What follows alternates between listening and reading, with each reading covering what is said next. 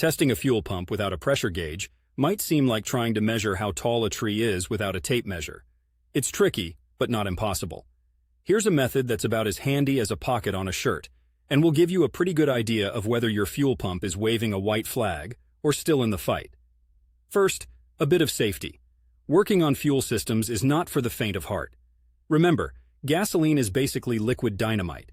Avoid smoking, open flames, or anything that could turn your DIY project into an unscheduled fireworks display. Next, you'll want to use the prime noise as your initial clue. When you turn the key to the on position, without starting the engine, listen closely.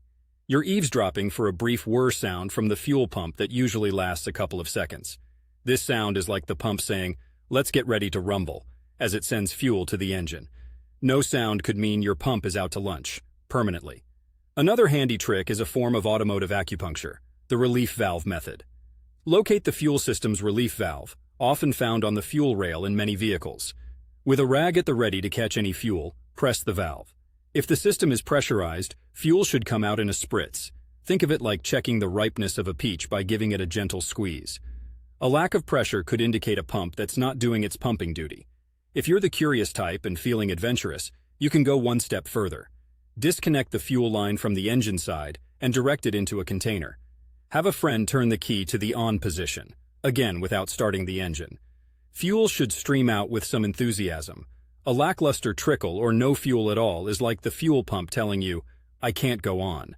And speaking of friends, borrowing a pressure gauge from one might not be a bad idea after this initial investigation. While these methods can give you a pretty good hint about your fuel pump's health, they're like diagnosing a cough without a stethoscope. Sometimes you really do need the right tools for a proper examination.